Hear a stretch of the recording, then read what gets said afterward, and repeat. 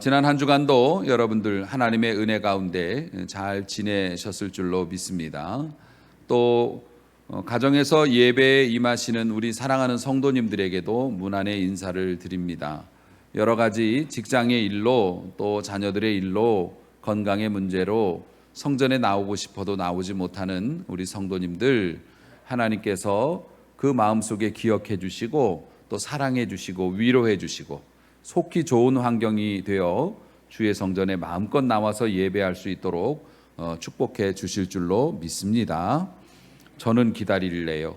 여러분들 힘을 내시고 제가 기다리고 있습니다. 속히 성전에 나올 수 있는 좋은 날을 보기를 원하고, 오늘 또 그동안에 쭉 못 나오시다가 성전에 나와서 함께 예배하는 아주 반가운 우리 성도님들을 뵙고 마음이 아주 참 좋습니다. 인생을 이렇게 살아보면 뭐 제가 살아도 보고 또 다른 분들의 삶을 봐도 알지만은 인생이 꼭 순탄치만은 않더라. 다 잘 될 것 같고, 그런데 뭔가가 꼭 껴들어가지고 일을 망치거나 막 그런 일들이 하도 비일비재해서 어떤 때는 행복함을 누리고 또 이렇게 좀 잘 풀리는 것 같은 그럴 때도 불안감을 느껴요. 이게 얼마나 갈 수 있을까 싶을 정도로 인생에서는 내가 예상하지 못했던 일들과 또 일어나지 않았으면 했던 일들이 이제 일어난다는 말입니다. 최고의 재능과 또 성실함과 좋은 조건을 갖춰도 그래도 그 가정을 이렇게 열고 보면 겉으로는 안 그런 것 같아도 그 안에 다 어려움이 있고 기도거리가 있고 아쉬움이 있고 그런 것이 또 인생이더라는 겁니다. 사람들은 이렇게 말할지 몰라요. 그러니까 더 열심히 기도하고 더 착하게 살고 더 순종하고 더 열심히 살면 고난과 역경에서 하나님이 보호해 주시라고 기도하고 막 그렇게 살면 되지 않는가. 근데 그거에 대한 답은 한번 해보시라는 겁니다. 쉽지가 않다는 거죠. 사실 마음이 상했는데 기도가 쉽지도 않고요. 그리고 어려울 때 더 힘을 내는 것도 한두 번이지. 이게 우리 성도님들이 사실 목회자들은 속상해하는 게 이런 거예요. 아니, 어려울수록 더 기도하고 어려울수록 더 순종하고 그래가지고 역전의 기회를 만들어야지. 우리 성도님들은 어려우면 도망간다, 어려우면 포기한다, 왜 그러지? 하나님이 살아계셔서 도와주실 텐데 막 이러면서 성도님들이 도전하지 않는 모습을 보며 목사님들은 속상해하지만, 사실 성도님들도 이미 체험을 통해서 나름대로 이렇게 터득한 게 있기 때문에 그런 거거든요. 성도님들도 믿음으로 살려고 애써 봤었죠. 목사님 기도도 많이 해봤었죠. 저도 옛날에는 기도도 많이 하고 그랬는데 그래도 하나님이 다 지켜주시지는 않더라고요. 그러면서 개인적으로 진짜 순수하게 믿음으로 한번 극복해 보려고 그러다가 실패했던 적이 몇 번이 있으니까 그게 학습이 된 거예요. 그래서 또 어려움이 오면 몰라 그러면서 이때가 지나가기를 기다리고 그냥 그렇게 지내는 거죠. 그러니까 사실 목사님들도 물론 이제 원칙적으로는 하나님 앞에 더 기도하고 애쓰는 게 맞지만은 그렇게 하지 못하는 성도님들에 대해서 너무 비난하거나 실망하지 않았으면 하는 마음이 있어요. 그건 제가 저에게 주는 이제 당부인데 그러려고요. 사실 믿음으로 살면 만사형통할 거라고, 머리가 될지언정 꼬리가 되지 않는다고 하는 말씀은 듣기는 좋은데, 사실 믿음으로 살면 만사형통하고 항상 우두머리가 될 거라고 얘기하는 건 거의 사기에 가깝습니다. 목사가 그런 얘기하면 어쩌냐고 여러분들 걱정하실지 모르지만, 만사형통이라는 게 뭐예요? 모든 일에 있어서 내가 원하는 대로 다 되어지는 게 만사형통이에요. 믿음으로 살면 만사형통이라고요? 그렇지 않아요. 안 되는 것을 된다고 거짓으로 얘기하면, 그리고 나서 그것으로 인해서 이익을 취하려고 한다면 그게 사기지 뭡니까? 물론 믿음으로 살면 정확하게 얘기해야 돼요. 승리하는 건 맞아요. 아멘. 믿음으로 가면 승리하는 건 맞아요. 하지만 만사형통은 아니에요. 어떻게 내가 원하는 대로 돼요? 그럼 이렇게 장마철에 내 믿음으로 내가 기도할 테니까 비가 다 그쳐버렸으면 좋겠다. 그래서 비가 그치나요? 아니죠. 믿음으로 하면은 모두 만사형통? 아닙니다. 여러분, 깊은 믿음을 가지신 분들이나 전통적인 신앙을 가지시고 신앙생활을 이렇게 경건하게 해오신 분들은 불쾌하실 수도 있어요. 아니, 목사님이 뭐 그렇게 말합니까? 믿음으로 기도하면 된다고 말해야지. 근데 여러분들이나 저나 가장 신뢰하는 분이 누굽니까? 예수님이에요. 예수님보다 더 귀한 분 없고, 예수님보다 더 믿음 좋으신 분 없고, 예수님보다 하나님께 더 순종한 분 없고, 예수님이 최고예요. 역사상, 세계 역사상 가장 선하게 사셨고요, 완전하셨고 하나님의 전폭적인 사랑을 받으셨어요. 유일한 분이에요, 예수님. 그런데 잘 믿고 순종하면 만사형통이라는 그런 논리에 따르면 우리 예수님은 고난받으면 안 되는 거지. 안 그렇습니까? 예수님처럼 신앙생활 잘하고 착하신 분이 어디 있어요? 예수님은 모든 고생과 수고를 면하셔야 했어요. 그런데 그렇지 않았다는 겁니다. 예수님의 삶은 한마디로 말해서 꼬인 삶이에요. 아주 꼬였다고요. 뭐가 안 돼도 참 안 된 거예요. 인간적인 입장으로 보면. 지금 오늘 이 본문에 보면은 예수님이 세례를 받으시고 그 다음 바로 장면 2절밖에 안 읽었지만 광야에 가서 40일 동안 시험당하는 장면 나와요. 40일 동안 금식하셨어요. 하면서 마귀에게 시험을 당해요. 여러분, 세례 받을 때 어떤 일이 일어났습니까? 하늘이 막 열리면서 성령이 비둘기같이 내려오고 하늘에서 소리가 났어요. 하늘에서 소리가. 알아들을 수 없는 벼락 소리 같은 게 아니고요. 이는 내 사랑하는 자요, 내 아들이라고 하늘에서 소리가 났다고요. 사람들이 막 뒤집어졌죠. 은혜 받았어요. 큰 체험을 했어요. 그 즉시 그 다음에 뭐예요? 광야에 가서 40일을 굶어야 해요. 굶기만 합니까? 마귀가 와가지고 사사건건 유혹하고 시험하고 그 치열한 싸움을 싸우셨는데 그거는 개막전에 불과해요. 우리가 모두 알다시피 예수님의 삶은 거절의 연속이었어요. 사실 거절당하는 것만큼 학습이 안 되는 감정이 없어요. 그러니까 거절당한다는 건 내가 친한 친구로부터 혹은 믿었던 사람으로부터 내가 의지했던 사람으로부터 거절당한다는 건 그거는 면역이 안 되는 거라고. 당할 때마다 새로워요. 속상하고 진짜 힘들고 그렇다고요. 예수님은 항상 거절당하는 삶을 사셨고 죽음의 위협을 받으셨어요. 우리가 죽음의 위협을 받을 때가 일생에 몇 번이나 있겠어요. 진짜 죽이려고 달려드는 사람하고 마주칠 때가 우리 인생에 몇 번이나 있겠습니까? 예수님은 일평생 죽음의 위협을 받으시고 배반당하시고 경제적인 빈곤을 겪으셨어요. 늘 가난하게 사셨고 변변한 옷 한 벌도 입으신 적이 없고 재산도 없이 그렇게 그냥 하루하루 그렇게 사셨습니다. 심지어는 사랑하는 사람들이 자기를 배반하고 떠나는 뒷모습을 참 많이도 보셨고요. 그렇게 끊임없이 상실감, 뭔가가 떠나가고 뺏기고 이런 것들을 겪으며 사시다가 결국 고문받으시고 죽음당하셨다고요. 예수님도 이렇게 사셨으니까 예수 믿는 사람들 믿음으로 살아도 만사형통 기대하지 말라고 얘기하면 교회 그럼 뭐하러 믿어요? 저 교회 안 다닐래요. 정확합니다. 그런 마음을 가지고 교회를 다니거나 하나님을 섬기려고 했다면 여러분들은 번지수를 잘못 찾으시는 거예요. 하나님의 나라를 잘못 알았고 하나님의 나라와 어울리지 않는 분들이세요. 하나님께서 속히 더 큰 은혜를 주셔서 제 길로 돌아올 수 있기를 주의 이름으로 축원합니다. 세상 어디에도 여러분을 만사형통의 길로 이끄는 신은 없고 그런 교회 없고 그런 목사님 없어요. 어떻게 여러분이 원하는 시간에 원하는 대로만 됩니까? 그럴 수는 없어요. 저도 그런 체험이 있습니다. 지난날 교회가 지독하게 어려울 때 어떤 분이 교회를 떠나면서 그런 얘기 하셨어요. 교회가 뭐 이러냐고. 그러니까 왜 교회에서 이렇게 어려운 일이 생기냐 이거죠. 목사님이 더 믿음으로 행동했으면 이런 일 안 생겼을 거라고. 목사님이 기도를 적게 해서 그런다고. 뭐 그러셨어요. 가슴이 참 아팠었죠. 물론 이런 거는 있어요, 여러분.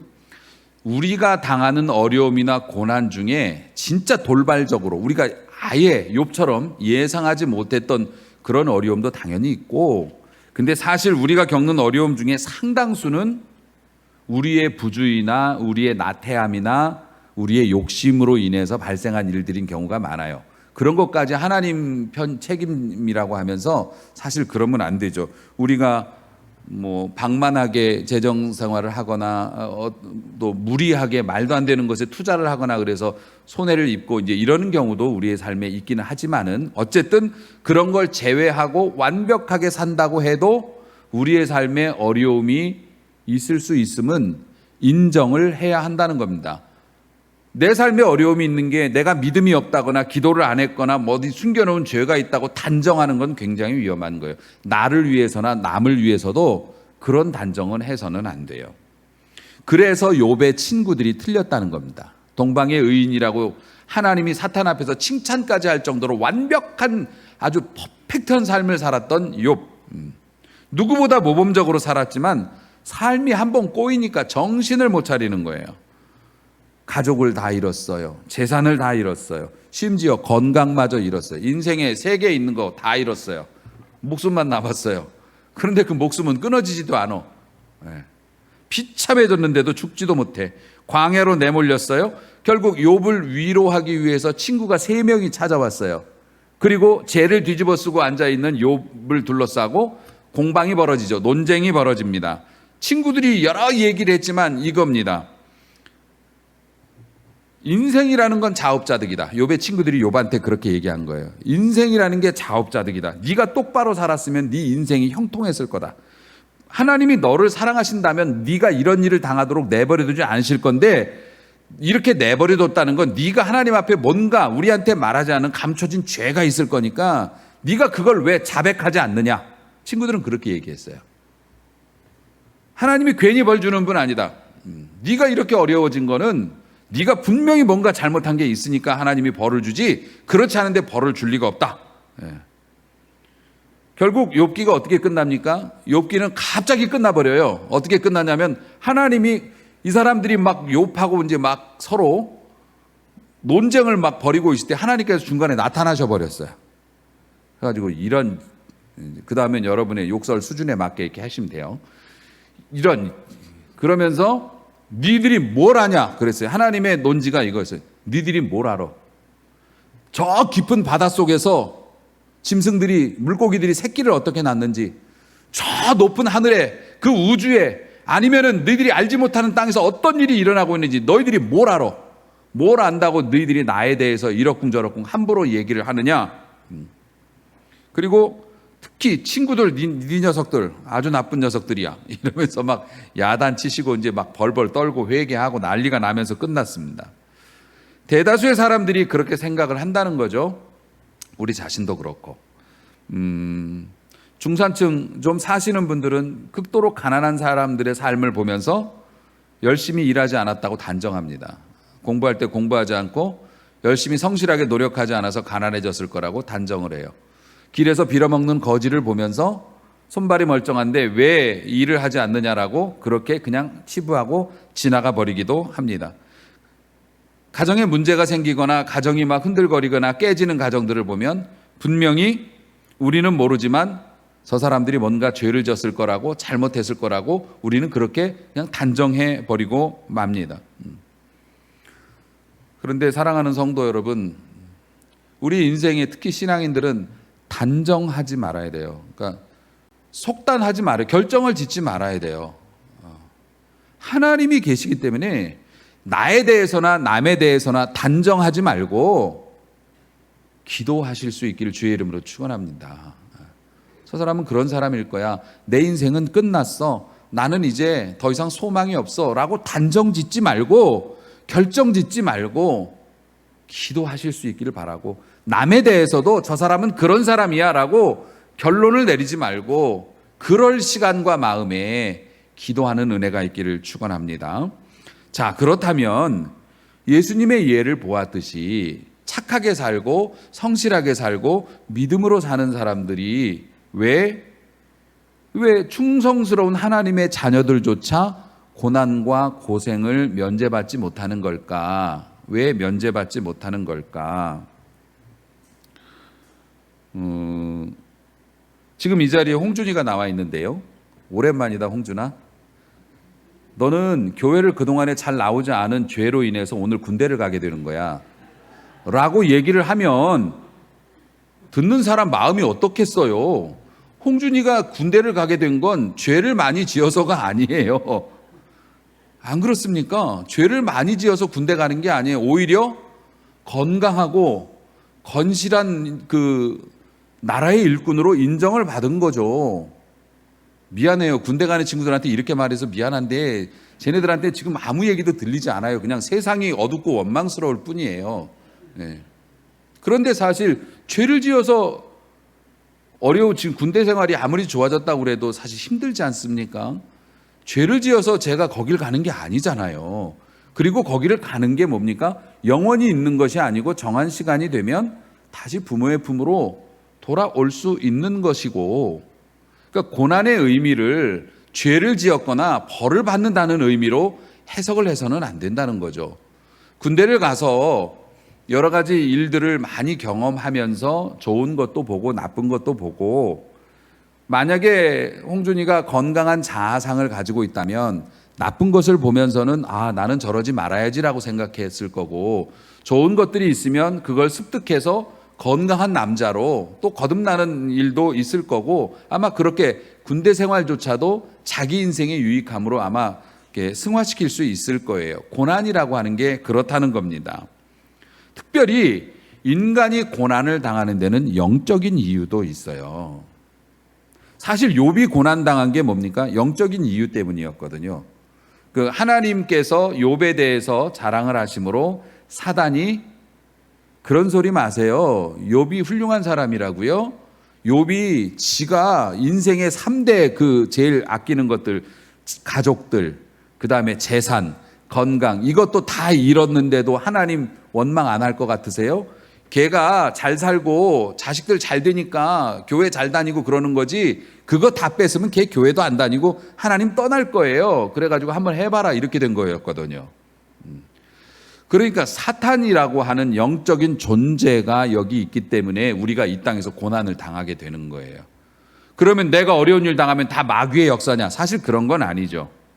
하지만 영적인 시험의 장이 사단으로 말미암아, 우리의 죄로 말미암아서 불꽃이 튄 거는 사실이거든요. 그래서 우리가 당하는 고난은 영적인 문제로 바라봐야 이게 해결책이 나올 수 있다는 겁니다.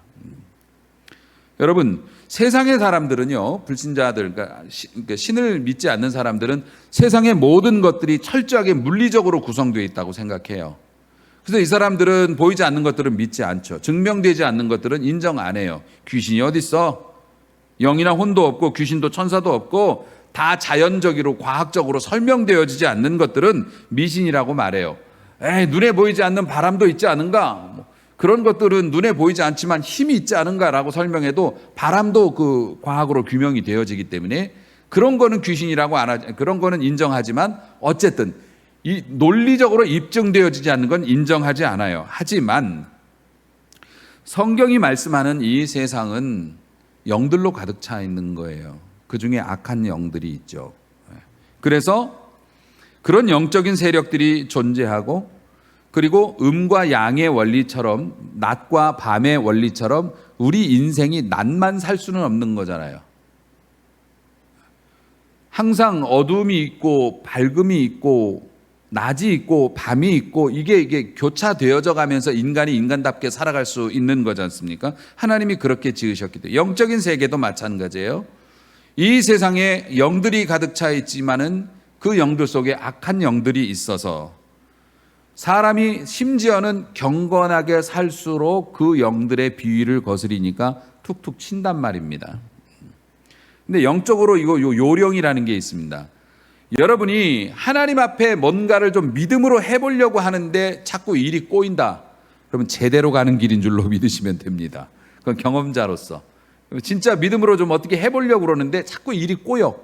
불미스러운 일이 생기고 교회를 못 나가게 마음을 흔들어 놓고 자꾸 의도하지 않았는데 그렇게 상처 입히는 일이 생겨서 내가 언제부터 신앙생활 했다고 옛날처럼 살지.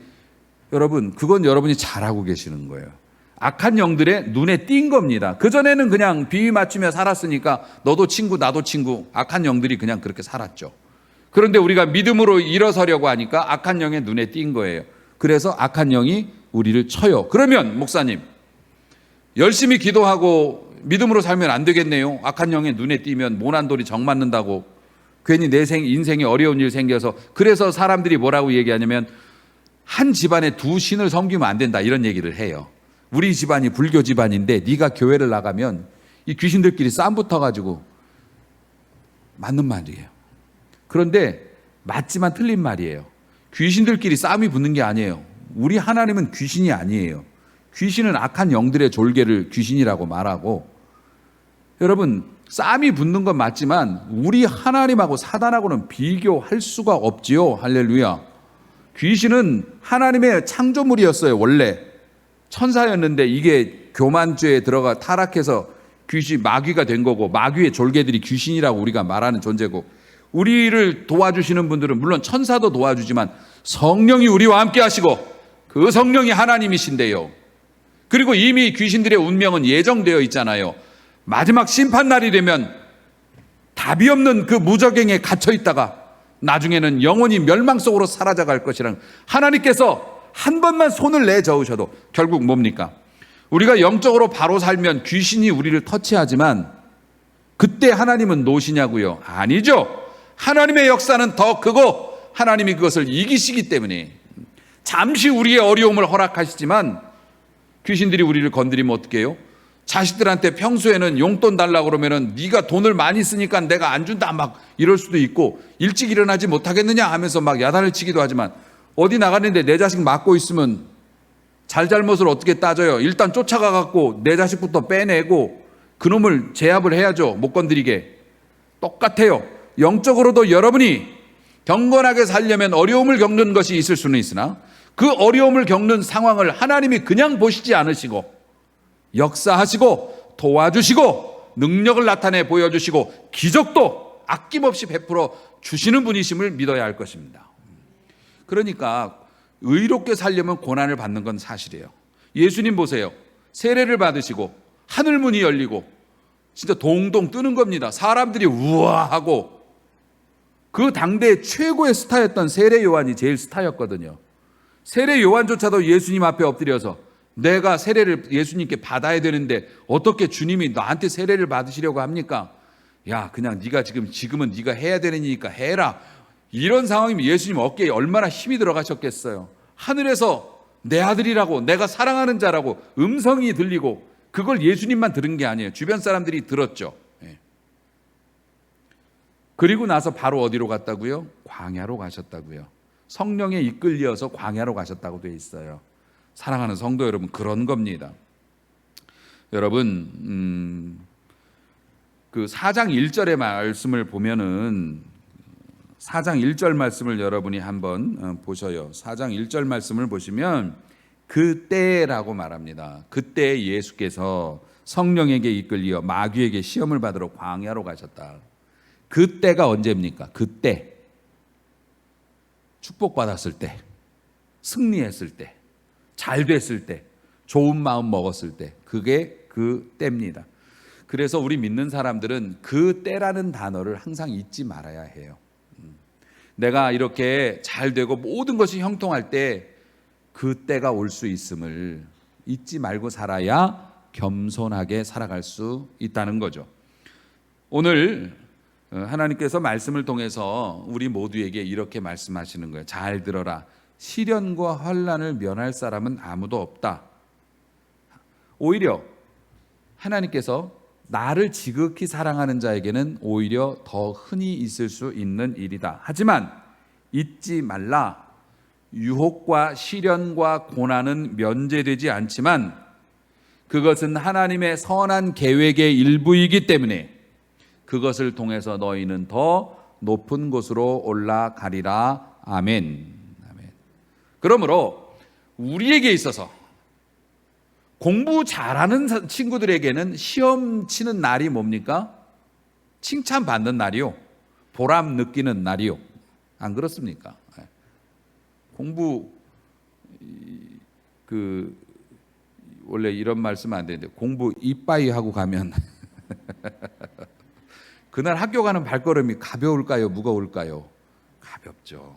예. 그런데 시험 치기 전날까지 공부 안 하다가 초저녁에 피곤해가지고 이 새벽에 일어나서 맑은 정신에 한번 착 공부하고 가야지 그래갖고 일어났는데 새가 울고 날이 밝았어. 뒤통수가 싸한 거죠. 그리고 학교는 가야 돼. 그리고 학교 가는 애 발걸음하고 비교할 수가 없죠. 여러분들에게 하나님을 믿고 지금 이 성전에 나와서 혹은 가정에서 열악한 상황에서 그 화면을 통해서 예배드리겠다고 무릎 꿇고 주 앞에 엎드린 여러분 같은 사람들에게 어려움은 뭡니까? 시험이요, 시험. 시험은 뭡니까? 좋은 점수가 나오면 상을 받고 더 좋은 기회로 올라가는 거 아닙니까? 그게 그렇다는 겁니다. 그러므로 우리가 하나님의 선한 계획의 일부로 우리의 삶의 어려움을 보고 그 이후에는 뭡니까? 우리같이 믿는 사람들은 시험을 이길 수 있으며 아멘, 넘어갈 수 있고 극복할 수 있을 줄로 믿으시기 바랍니다. 그래서 우리가 기도해야 할 때 시험이 오지 않으면 좋겠지만 무조건 피하게 해달라고 할 것보다는 그 시험을 이기는 자가 되게 해달라고 하는 것이 맞는 거죠. 그것이 맞는 겁니다. 그래서 결국에는 어떡합니까? 그로 인해 고난받기 전보다 우리가 더 나은 축복으로 이끌려 간다는 것입니다. 계단으로 올라가는 것은 힘든 일입니다. 어려운 일이죠. 내 발로 힘들게 올라가는 것, 평지보다 계단이 어렵죠. 하지만 계단으로 올라가면 어떻게 됩니까? 교회가 나옵니다. 내가 원하는 것이 나옵니다. 내가 가고 싶은 곳에 갈 수 있습니다. 고난이라고 하는 것도 마찬가지입니다. 문제는 뭡니까? 어떠한 고난도 우리 하나님께서 그보다 크시기 때문에 믿음으로 행하는 자는 이길 수 있노라. 아멘. 우리가 이걸 잊지 말아야 합니다. 실제로 하나님은 무한히 지혜로우시기 때문에 처음과 끝을 다 알고 계셔서 대개 우리를 향한 선한 목적을 광야의 건너편에 숨겨놓으신 경우가 많습니다. 그 광야를 건너가면서 몸과 마음을 단련하고 그 축복을 우리가 받았을 때 무너지지 않는 사람이 되게 하려고 광야 건너편에 두시는 경우가 많죠. 고난과 인내로 견뎌냈던 욥이 어떻게 됩니까? 갑절의 축복을 받았습니다. 2배의 복을 받았어요. 그보다 더한 복을 받았습니다. 예수님께서도 광야 40일에 그것을 이겨내시고 어떡합니까? 한 점도 실수가 없이 하나님의 뜻을 그대로 완수하고 십자가에서 승리하고 부활하시고 승천하셔서 오늘도 하늘나라에서 우리를 위하여 하나님의 나라를 예비하고 계시는 그 일을 이루어 놓으셨습니다. 마찬가지로 하나님께서 우리를 광야로 인도하신다면, 우리가 생각하지 못했던 어려움 가운데로 끌고 가신다면 그것은 뭡니까? 우리에게 유익을 주시는 지름길로 이끌고 가신다라고 믿어야 할 것입니다. 사랑하는 성도 여러분, 다시 강조합니다. 사단은 하나님과 대등하지도 않고 대적할 수도 없는 타락한 천사일 뿐입니다. 한 가지 더 영적인 선물을, 또 오늘 비도 많이 오는데 성전까지 나오셨고 또 여러분들이 예배하시니까 영적인 선물을 더 드리고자 합니다. 마귀가 예수님께서 시험을 받을 때 처음에 마귀가 예수님을 딱 만나가지고 했던 얘기가 있습니다. 그게 3절인데요. 2절에 보면 40일을 밤낮으로 금식하셔가지고 이제 너무 배가 고프신 거예요. 여러분 40일 안 굶어 보셨죠? 40일까지 갈 것도 없어요. 여러분 3일만 굶어봐요. 신발을 뜯어먹을 수 있습니다. 그게 천연 가죽이면. 먹으라면 먹을 수도 있을 것 같아. 정말 사람이 하루가 힘들고 3일이 힘들고 일주일째가 힘들고 보통 그래요. 보름 정도 되면은 진짜 사람이 반 미칩니다. 그러니까 그런 그 고비가 있어요. 그 사이사이는 좀 견딜만 해요. 머리를 못 드는 거죠. 이게 힘이 없으니까. 예수님이 40일을 금식하고 줄이셨어요. 그때 시험을 하면서 제일 먼저 하는 얘기가 뭐냐면 3절, 시험하는 자가 예수께 나와서 말합니다. 뭐라고 말합니까? 네가 만일 하나님의 아들이거든, 네가 만일 하나님의 아들이라면 그 다음에 이제 얘기를 해요. 이 돌멩이를 가지고 떡을 만들어서 먹어라. 떡 장사하라는 게 아니라 너만 먹으라고. 할 수 있잖아. 네가 하나님의 아들이라며. 자, 그런데 이게 되게 웃기는 얘기가 뭐냐면 그 3장 바로 직전 구절에 3장 17절에 보면 하늘에서 소리가 있어요. 내 사랑하는 아들이요 내 기뻐하는 자라라는 음성을 예수님이 들으신 거잖아요. 그런데 마귀가 와서 뭐라 그래요? 네가 하나님의 아들이라면 만일이라고 얘기를 해요. 이게 무슨 의미인 줄 아십니까? 마귀가 쓰는 아주 가장 기본적인 전략이에요. 분명히 하나님께서 내 사랑하는 아들이라고 말씀하셨고 하나님께서 여러분을 사랑하신다고 말씀하셨고 여러분이 하나님의 백성이고 주의 나라에 합당한 자라고 하나님께서 여러분에게 말씀하셨고 여러분이 은혜로 아멘 했는데 마귀는 여러분의 삶에 어려움이 있을 때마다 찾아와서 진짜 너 하나님의 자녀 맞아? 진짜 너 천국 가는 사람 맞아? 만일 네가 천국 가는 사람이라면 네가 왜 이런 일을 당하는데? 라고 의심을 심어줘요. 40일을 굶으면서 예수님이 우리 같은 사람이었으면 아니 내가 하나님의 아들인데 이렇게 굶어도 되는 거야? 40일이면 인간의 한계의 최고점이거든요. 아니 내가 지금 할 일도 많고 바쁜데 내가 광야에 와서 왜 이렇게 생짜로 굶고 있지? 내가 하나님의 아들이면 내가 이런 것도 못 먹나? 이런 마음이 들잖아요. 사단이 그렇게 얘기하는 겁니다. 예수님께만 아니라 우리에게도 마찬가지예요. 네가 하나님의 사람이라면 이럴 때 하나님이 너를 도와줘야 네가 하나님의 사람인 거 아니냐? 하나님이 너를 잊으셨거나 네가 하나님의 사람이 아니니까 네가 지금 이런 어려움이 있는데도 하나님이 도와주는 손길을 안 보내주지. 이렇게 사단이 말하면 사람이 마음이 약해진다고요. 아닌가? 아니었는데 나 혼자 착각이었나? 목사님이 너무 이렇게 재밌게 말씀해 주셔서 아멘 했는데 내가 그냥 그런 건가? 그러면 무슨 생각이 듭니까? 내가 그렇게 하나님께 중요한 사람이 아니거나 혹은 내가 믿음이 없는 사람이고 그냥 교회는 다니는데 구원 못 받은 사람인 거 아니야? 만약에 그렇다면 내가 잘못되거나 내가 다른 길로 가도 하나님 별로 신경 안 쓰시는 것 같은데 뭘 그렇게 열심히 할까 내가 이런 생각을 한단 말이에요. 여러분 돌로 떡을 만들듯이 이제 그런 생각이 들면 어떻게 돼요? 하나님이 별로 나한테 신경도 안 써주시는데 뭐 내가 그렇게 계속 믿음으로 살겠다고 이렇게 어려운 자세를 하고 있을 필요가 뭔가. 돌로 떡을 만들자. 그게 뭐 나도 어려우니까 그래서 하나님께 드려야 할 것도 떼어서 다른 데다 그냥 써버리고 그리고 하나님께 위로 받으려고 이제 포기하고 기도 그만하고 친구들 만나가지고 같이 놀러나 다니고 같이 뭐 친구들한테 위로받고 철저하게 신앙생활을 뭐 그렇다고 내가 뭐 교회를 안 다니는 건 아니지만 철저하게 할 것까지는 없을 것 같다고 예배 시간 뭐 나갈 수도 있고 안 나갈 수도 있고 그런 거지 무슨 뭐 요렇게 사단이 하는 게 뭐냐면 교회 나가지 말라는 게 아니야. 교회를 나가. 하지만 꼭 교회를 나가야겠다라고는 하지 말으라고. 우선순위를 꼭 이렇게 해가지고서 그러지 말고 쉬엄쉬엄 나가. 이번 주만 주일이요? 다음 주도 주일이요. 1년에 52개 일요일이 있어. 네 친구들도 봐야 되고 가족도 봐야 되고 그럴 거 아니요. 왜 그런 것까지 다 하면서 꼭 그렇게 악착같이 교회를 나가서 욕을 먹으면서 교회 가서 대접도 못 받으면서 모이면 코로나 걸리려고. 여러분 논리적으로는 모이면 코로나 걸리려고가 맞는 얘기긴 하지만 거기까지만 하겠습니다. 시국이 시국인지라. 그거에 비해서 우리가 잃는 게 너무 많은 거예요. 하나님과의 친밀한 관계. 여러분 지금 교회에 안 우리 교회 뭐 예배 안 나오시면 성도들이 다른 교회 갈까 걱정할 일은 없어요. 왜냐하면 다른 교회도 못 가니까. 되게 안 가죠. 뭐 큰 교회들은 등록도 안 받고 그러니까. 하지만 이런 게 있어요.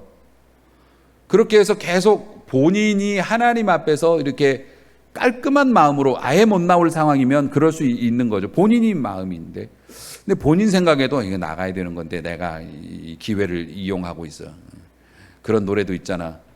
이렇게 요즘엔 그게 없잖아요. 옛날 어머니들 이렇게 볼이나 쌀 같은 거 빻아가지고 키에다 놓고 이렇게 까불까불 하면은 알곡은 안으로 쭉정이는 밖으로 환난과 시험이 막 오거나 이럴 때 설 믿는 사람들은 밖으로 잘 믿는 사람들은 오히려 더 안으로 지금이 그런 때인데 내가 밖으로 이러다가 결국 누가 아무 말도 안 했는데 신앙이 무너지는 거죠. 지금이 시험의 때인 것은 사실입니다. 사랑하는 성도 여러분, 사단이 그렇게 말한다니까요.